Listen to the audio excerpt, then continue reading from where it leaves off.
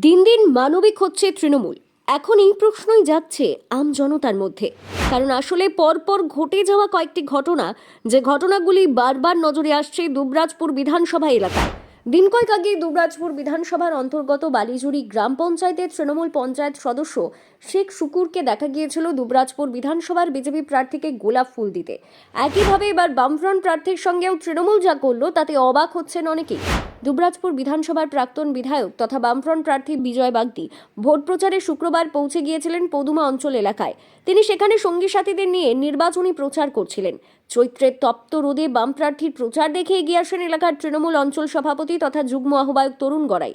তারপর তাকে এবং বাম কর্মী সমর্থকদের তৃণমূল অফিসে ডাকেন ও সৌজন্য বিনিময় করেন। পাশাপাশি তাদের মিষ্টিমুখ করান, আর এই সমস্তটাই মানবিকতা ও সৌজন্যের খাতিরে করেছেন বলে জানান তরুণ গড়াই। বামফ্রন্ট প্রার্থী এবং প্রাক্তন বিধায়ক বিজয় বাগদি পদুমাঞ্চল এলাকায় প্রচারে বেরিয়েছিলেন। উনি আমার এই রাস্তা দিয়ে পেরিয়ে যাচ্ছিলেন। আমরা সেই জায়গা থেকে আমরা মানবিকতার পরিচয় দিয়ে ওনাকে, ওনার সঙ্গে যারা প্রচারে ছিলেন তারা তৃষ্ণার্ত, তাদেরকে একটু মিষ্টি জল খাওয়ালাম, সৌজন্য সাক্ষাৎ করলাম। এটা আমি মনে করি একটা মানবিকতার পরিচয়, যেহেতু আমাদের মানবিক মুখ্যমন্ত্রী মমতা ব্যানার্জি আমাদেরকে মানবিকতা শিখিয়েছেন। সেই জায়গা থেকে আমরা মানবিকতা রাখি, আর সবার উপরে মানুষত্ব, এটা আমরা বিশ্বাস করি। আর এই জায়গা থেকে আমাদের লড়াই হচ্ছে সাম্প্রদায়িকতার বিরুদ্ধে, মানুষের সঙ্গে নয়।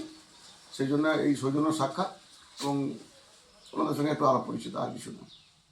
অন্যদিকে তৃণমূলের থেকে এমন সৌজন্য পেয়ে আপ্লুত বিজয় বাগদি।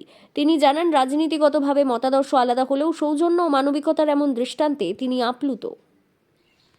এটা আবার বলার কোনো অবকাশ থাকে? মানবিকতার খাতির এবং তারা যে আপ্যায়ন, এটা কখনোই মানে ভোলার নয়।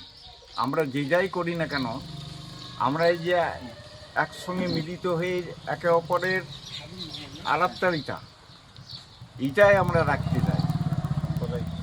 এই যে আমাদের সম্পর্কটা, এই সম্পর্কটা যেন চির অটুট থাকে। আমরা যে কোনো মতাদর্শেই থাকি না কেন, রাজনৈতিক দলে থাকি না কেন, মানবিকতা তো আমাদের প্রত্যেকেরই আছে। এটা তো নীতির লড়াই, নৈতিকতার লড়াই। কাজে আমি খুব আপ্লুত এবং আনন্দিত যে আমার এই পদুমা অঞ্চলের প্রধান এবং আমাদের তৃণমূল কংগ্রেসের সভাপতি, তিনি যেভাবে আপ্যায়ন করলেন, আদর আপ্যায়ন করলেন, তার জন্য আমরা খুবই আপ্লুত।